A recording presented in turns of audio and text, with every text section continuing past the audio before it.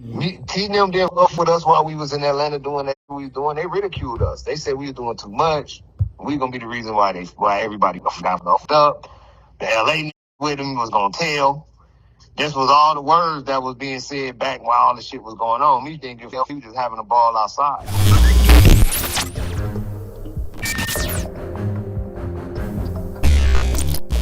It's the BMF shit for life, man. BMF, baby. BMF Entertainment is in the house, you guys. Black Mafia family. Black Mafia definitely standing up. The BMF Entertainment Squadron. When you think about BMF as a brand, right, and you think about everybody that made money off of BMF, the brand, you don't think about nobody from BMF. Shit, at this point, not even Meech, because with the Tammy shit, like, I don't know what Meech got. Maybe Lil Meech got some money for acting or whatever, but as far as the money that's coming back from that, the money go to Tammy. All right, so now look, from way back in the day, you got, let's say the first bad decision was this. After the shooting of Wolf in Atlanta, 3 days after that, Meech got locked up. Okay, or like 2 or 3 days after the shooting, Meech got locked up. Okay, a couple days after he was locked up, he called a shot to the streets to all of us and say, "Hey, everybody from BMF, go back where you from." You know what I'm saying? Like, get up out of here. It's hot. We got to figure out what's going on with this shit, and then once we get a hold of it and figure it out, then we'll come figure out when we all coming back and convene again and be back together down there. So wherever state you fucking, we had people from different states that was with us. So everybody from different places: Milwaukee, St. Louis, Detroit, Texas, Atlanta, Cali. You know what I'm saying? Florida. We got people from everywhere, and I'm whatever state you from, just go back to your state until we call everybody back. All right, bet. We go back to LA. So we go back to LA. Okay, I had just started a 45-day studio session, $45,000 session, 45 days with Curtis at Patchwork. And on the third day of the session, the studio happened.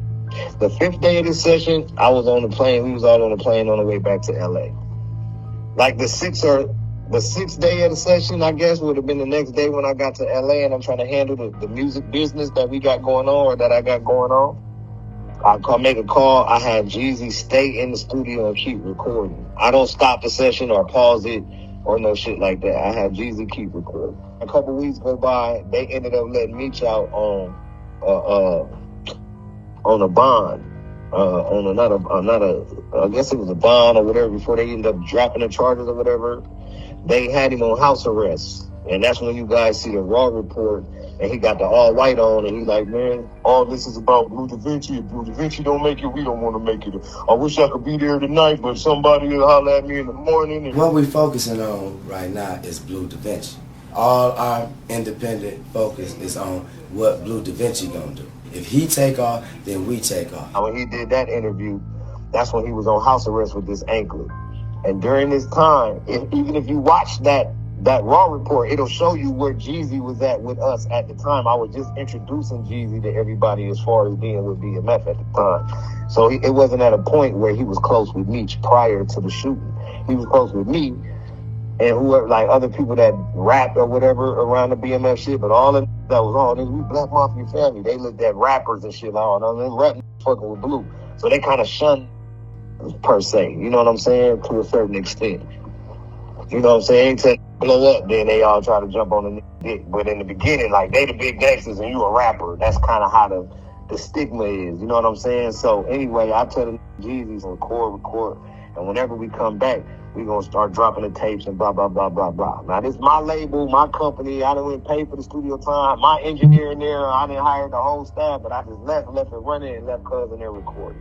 Now, when they let Meech out on house arrest, Meech hit my phone. "Hey, Blue, man, I ain't got nobody to do no running for me or do shit, man. I need me some weed, some motherfucking double stacks. I need some bitches from the club up here. I need something to drink up here. And I got this anklet on. I can't leave the house." I'm like, all right, let me call somebody. So I found like, all I got is really Jeezy to call, because everybody else really gone or laying low because they don't know what's going on after these murders. But Jeezy in the studio every day right there. I talk to him all the time. So, damn. Call him, I'm like, "Bro, dude needs you to come up there and be doing some shit, going to the club." give me some bread and shit, go to the club and bring girls back and all the shit, bro. He just needed to come up to the house. He like, all right, bet. So he came up to the house. And when he went up to that house, that's when they developed their real close friendship during them next few weeks or whatever have you. And this is also the same time where Jeezy signed all the record deals. So if anybody that know about BMF or anybody that like might even jump in your comments that say, man, Blue ain't lying, I remember this time, or I remember this, they'll remember me saying that anytime you would ask Meech back then something about music or entertainment or whatever, he would always put you off to me. Like, man, shit, bro, you gotta ask Blue. I don't know nothing about that music shit, man. Whatever going on with that music shit, ask Blue, that's his field. So, while Jeezy was in my session and making the music, you had, like, the labels was in Atlanta, all in the studios trying to figure out what was the next thing. You know, BMF was bubbling and shit already, so they was already coming in there when I would be in the studio before I had even started this session.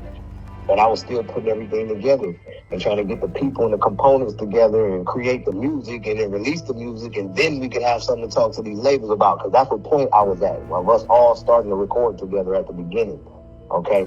But we had the hype. We was already in the club throwing the money around. Everybody already knew who we were. We was popping. So when the labels come in, they're like, oh, this that BMF shit. We got the A-Room. Birdman didn't even have it at the time. He was mad at Curtis and shit. So, boom. While Jeezy in that room, he then linked with Jazzy Faye, which is in the room, end up being in the beat room next door doing a bunch of beats for Birdman. And that's how he get the Boys in the Hood deal with Jazzy Faye, Puff, and motherfucking Block. Right? So the Boys in the Hood, a one-off deal. But at the same time, Coach K and them start entertaining motherfuckers from Def Jam that's walking into my session. Oh, man, what y'all doing in here? Who is this? So Jeezy got Coach K, Kinky B, his people that were doing his own business and turned it into their shit. And they working a deal for themselves. But simultaneously, every night, when he leave the studio, he going up and fucking with Meech at the crib. So he telling them shit, oh, man, they talking about giving on shit, and Meech like, yeah, shit, just don't put my name on that shit, do that shit, it's finna be on. So he's looking at me like, it's finna be on, like, damn. Alright, like, hell yeah, bro, I'm gonna let you know what happened if we do it or not. He's like, hell yeah, he on his pills rolling around and shit, you know what I'm saying? So, next thing you know, bro, I get a call from Jeezy, and Jeezy like, I just did it for the fam. I'm like, did what for the fam? He like, I just signed a Def Jam, man, Puff. Bro, I got 2 record deals at one time. This shit finna go down. I'm like, what? What you mean? I'm like, when? Like, how, bro? I only been gone 3 weeks. You already signed? I'm like, hold on, let me call you back. I call Meech. I'm like, bro, what's up? Talking about he done signed record deals and all this shit. What's up? He's like, yeah, man, signed the Def Jam. I'm like, huh? And now I'm talking to Zah, so I'm like, I'm confused as fuck. I'm like, so... I'm like, how? I'm like, when? I'm like, who's a part of the deal? How much was it for? Like, when did it happen? Who signed it? Like, did you get money? Like, where we at? I'm like, I'm confused as fuck, bro. You feel me? And then came to some shit like, yeah, nigga signed a deal. Like, damn, nigga, sound like you mad. I'm like, what? He's like, don't you got houses and cars and shit? You straight, nigga, anything you want. That's how I need to get at me. Like, I'm like, oh my God, bro, this can't be this fucking retarded, bro. He can't be, bro. Like, as smart as he is in these streets, bro, he can't be like this on regular life, bro. It can't be true. I know this ain't allowed this young to motherfucking sign away from us, bro, while he been sitting here with this day in, day out, while this been in my fucking studio session every motherfucking day, flexing like he's on big BMF. So, hold on, cuz, I know this ain't happening. And so then, you know, Meech with his influence, and yeah, nigga, Jeezy got signed. All the homies, like, what? Oh, yeah, it's on. I'm looking at everybody like, so don't nobody understand that we have been cut out of all the money, so anything legal that we would have been doing, I guess, for the next 1 to 2 years, we might as well keep on doing what we're doing now, huh? You know, ain't nobody looking at it like that but me. Yes, because then nobody else do the music and shit but me. Until I start adding artists like Jeezy and shit like that to the situation. All the rest of these do what Meech got them doing. I'm in and do all the music and shoot the videos and go to the studio and record and do all of the shit. So everybody else felt like they was on BMF, no ENT. You'll hear like ooh-wee and some certain, even though he did ENT, but not for BMF. But you'll hear that be saying they from BMF to separate themselves from whoever was supposed to be doing music with BMF and show that we don't do music. Like, that was the dumbest shit I seen do ever. Them niggas go publicly basically to say, we ain't rappers, we drug dealers. Like, that shit was dumb as fuck. No ENT was the dumbest shit that I seen them try to create out of that BMF shit, to me. Because it's just purporting that you don't do no music, you Black Mafia family, you do the other shit that they talking about, basically. Like, that's what's going on. Like, that makes you cool, I guess. At that time, how people felt. We ain't no rappers. We the real gangsters if you're not the rappers. But see, me, I'm trying to add the artists and shit to the shit because I know where we going. I know the kind of money I got to work with to market this shit. I've been around these rappers and all this shit for long enough to see what I'm into. I understand the marketing and how the shit works. And I'm on the way of doing it. That's why you know all these people like Meech and all that. Didn't nobody worldwide know what Meech looked like or what he sounded like until I started putting him in front of cameras. But anyway, so boom, signs all the deals. You can see in the Raw report. Like at the beginning of the Raw report is split. We start filming it when I started the first day of the studio session. Then the shooting happened, so we stopped filming the Raw report. Then when we came back, we start filming again. But by the time we came back, Jeezy already had the record deals. I felt like now I got to rush and I ain't fucking with no more artists. I'm finna put all the money behind myself. I'm not going to fuck myself and now I got to do it all on my own. So it kind of backtracked me. All the 2 years that it took for us or however long we was fucking with Jeezy to get him to that point where people knew who he was. Instead of promoting it for myself, I'll promote it all for him. But now he done ran off with all the glory and signed with Coach K and Kinky B with his own label to Def Jam. And left us out, but he kicking it with Meech every day. Like, yeah, we cool, we best friends. Like, he ain't never getting no money from none of this shit, boy. That's what was really going on, but Meech couldn't really never see it, I guess. Like, he just thought that the was so cool that he was just gonna give him millions of dollars and shit, and you know what I'm saying, one day or something because he knows the truth or whatever. You know what I'm saying? Which in business, you already know that shit ain't gonna never happen. And just look how successful that young brother went off to be. You know what I'm saying? So I feel like, you know, he one of my babies out of a lot of people that I done birthed out here in these streets. And I'm proud of the Jeezy success and all of that shit. But I'm not proud of the decision that Meech made while him and Jeezy had that one-on-one time and he knew that he was getting ready to sign them deals and he didn't make me aware of none of the shit and interject and make sure that I was at least at the table to make sure that we was in the position we were supposed to be in that situation. I mean, he wouldn't have had to do no talking because he wouldn't have known what to say to nobody, but he supposed to at least be like, hey, man, you talking about they're going to give him a record deal, boy, you better hurry up and get back here now. Now it's time for you to come back. They're talking about giving Jeezy a deal. He told me to come back way after. It was a long time after that. Jeezy had been had his deal. And everybody knew and all that shit. And then he was like, all right, y'all come back now. And so then we all come back. But by the time I come back, my hands is tied against my motherfucking back. Now I gotta start all over, go create all new records and all this shit, all these stuff Jeezy ass. So I'm basically going to do all this shit all by myself. I'm showing that I'm not fucking with Jeezy. Even in the Raw report, you see it. I say it on the Raw report. All this shit is documented, bro. Can't nobody say I'm lying or none of that, because nobody went through it but me. Jeezy had to get up here and say I'm lying, then I pull up the video and then show you, like, look right here where I say, man, I'm not fucking with this nigga. And he put his arm around me, and my hands is like both on my side, and I ain't fucking with it in real life, but I know what I kind of got to do for the video and what I'm marketing and promoting. I still got to use what I can for what I'm doing. I understand that part of the business, but in real life, I'm not fucking with this for real. And he like, oh, this mad at me and shit. Yeah, we probably gonna have to go in the studio and do some diss records against each other, but then we'll come out and hug. And when you see that part, it's all flex and flaw because the bitch ass know you wrong. And if you read his body language and you watch the shit, you gonna know what I'm saying is true. You like, that lying. You can see how they're moving and bouncing around with a little goofy ass look. And I'm like, I ain't even look. I'm looking at the camera like, what is it?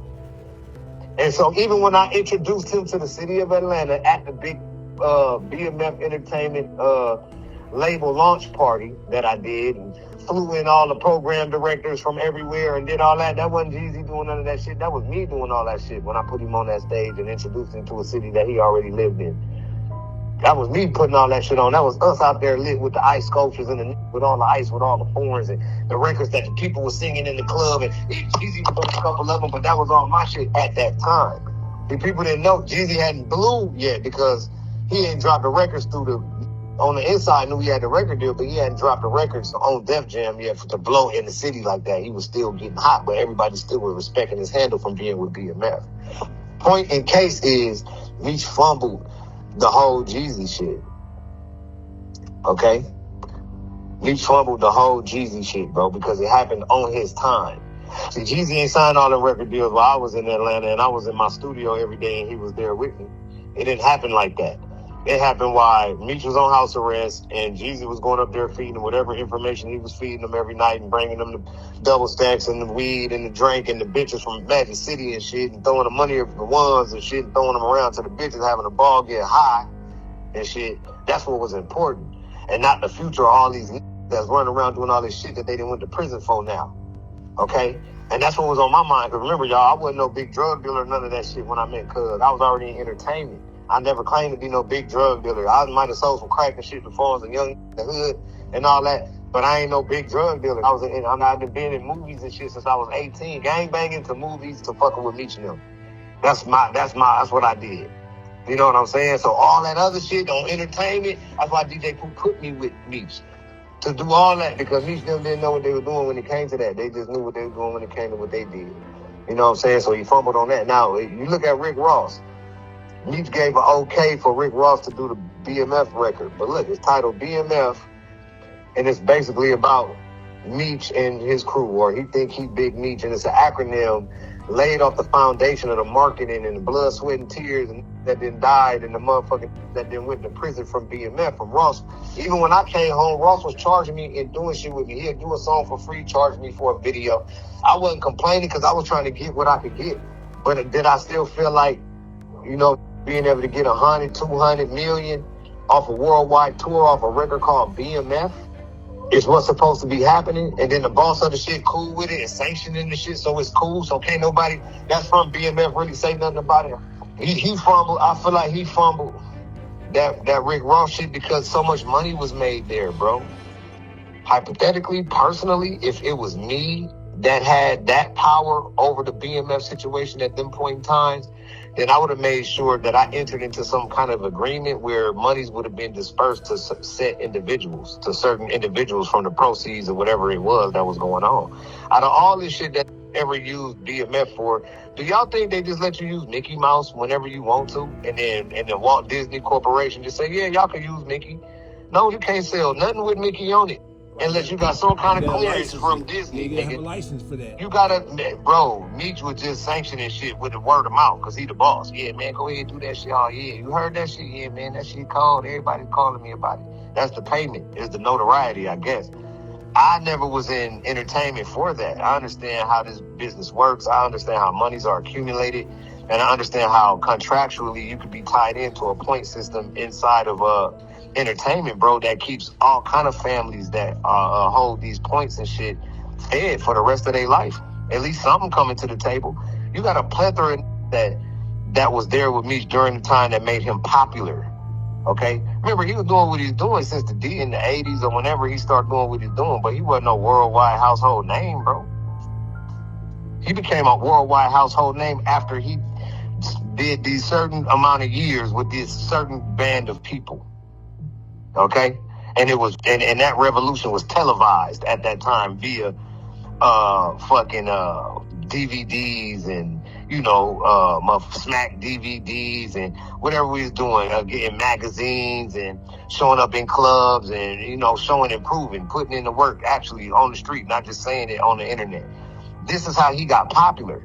But that band of people that supported each other, not just him, but each other through that shit, they have received not a benefit from anything that has had to do with the BMF shit, period. You gotta remember, bro, I mean, sad to say, and not taking no shots or nothing, but T-Side denounced BMF when we was out there in Atlanta getting it in and making a name for the shit. Okay? They turned into 263. They told everybody, call us BMF, that's them, that's they shit. We 263. They got all their tattoos branded. I'm talking about rebranded. They sell all the clothes, merchandise, weed companies, everything turned into 263 because they were rebranding. They didn't jump back over until that movie shit became official and then T became involved with it and shit. Then they back was on some BMF shit every once in a while saying it. I really don't be claiming BMF still, to be honest with you. That shit just for hype and clout, where they fuck with the BMF name tag. To be honest, if we're going to be honest and put the shit on the flow, T and them didn't fuck with us while we was in Atlanta doing that shit we was doing. They ridiculed us. They said we were doing too much. We gonna be the reason why everybody got fucked up. The LA with him was gonna tell.